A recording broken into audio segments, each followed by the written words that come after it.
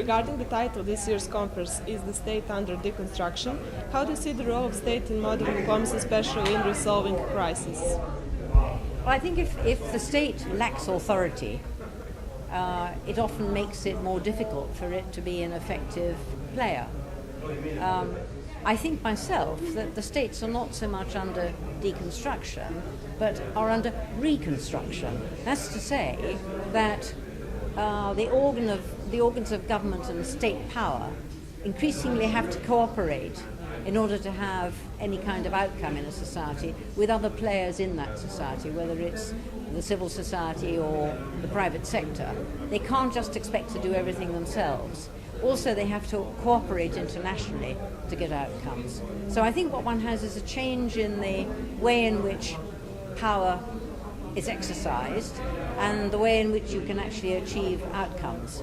So I would say, that governments, when they're trying to solve problems or they're negotiating with each other, they have actually nearly always to involve other stakeholders. And you can't just now do it any longer on a simple state-to-state path.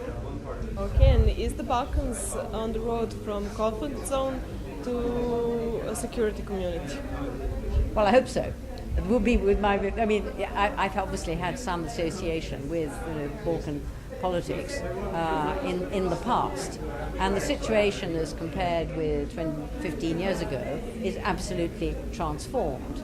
And I think the next stage now has to take place, and it's very important that for Serbia that her relationship with the European Union is pushed forward, because that gives her a basis which is also then more comparable with that of Croatia, on which to cooperate not only with the European Union but with her neighbours and in her neighbourhood. And her really important partner in the neighbourhood is going to be Croatia.